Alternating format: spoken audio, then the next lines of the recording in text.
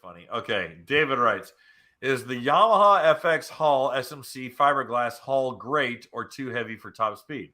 I think it's an improvement. I think there's a personally there's a great deal of benefits that you get from taking the FX from nano to fiberglass. First, you don't get the flexing. All right. And the ski would oil can anyway. And I'm not talking about the paint and cracking the paint and all this stuff that happens. I've worn that out. But ride wise on the nano, you would feel the ski flex and breathe. It would oil can. And SMC fiberglass it's just not going to do that nearly as much. It still does, but not nearly as much. The design of the hull is a superior 3-seater hull.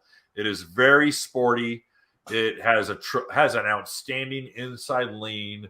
Moving the sponsons forward, I felt helps get that even better bite. I agree 100% with Greg. Is that Yamaha's hull design game is spot on. Yeah. They changed the ride plate and they changed the sponson location, and the hull itself is now made out of SMC fiberglass.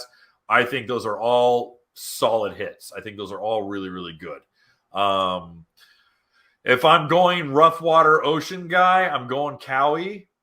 But I think for Swiss Army knife, all around, all behaviors, I would have zero qualms with an FX. So I'm gonna add to this a little bit, Kevin. So I've only modified one new FX since they did the fiberglass change, and it was a little slower than the nano hull, being only a 40-pound difference. A lot of people on our forum are claiming that it's slower, which is what I saw with the one that I did do. But in my garage right now, I've got a brand new 2023 with 1 hour on it, getting what I would call a stage 2+. So over an 80-mile-an-hour ski, we'll see how it compares. I'm going to spend a lot of time with it, trying to get the most out of it. And I will be doing a full video on that. Cool. But as far as is the speed loss worth it? It really depends, That's my biggest headache that I have with the GP is because flat water ski, fine. No shoes.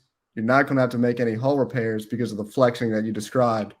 But I'd go beat the hell out of it, probably harder than I should, in 2 to 3 foot chop or whatever. And every single time that I do it, I have to make a hull repair because the paint flakes off. And right. It's not even in the impact zones. In the pump tunnel, I've got paint flaking off that needs to be repaired. Everywhere. So the fiberglass is a lot less of a headache. You're not going to have those paint issues that you do with Nano XL2. No. I mean, the paint is still the paint, and I know that they did not make any different. They did not use any change to the primer, to the paint, to the adhesion quality is still weak.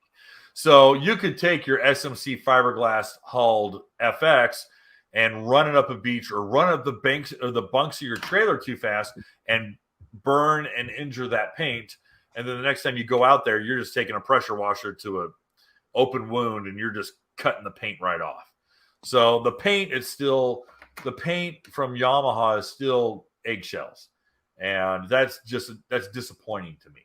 But I do think the changes made and the move to fiberglass put the FX hull above previous FXs. Hey guys, thanks for hanging out. This clip was taken from our weekly podcast that we record here every Sunday night at 8 p.m. Eastern Standard Time. If you want to watch the whole video, you can go to the Watercraft Journal's YouTube channel, go to playlists, and then click on live sessions. You're going to see it there. Otherwise, go ahead and leave a like, a comment, and definitely subscribe to the channel. It helps us grow. And again, thanks again for watching our videos, and we hope to see you soon.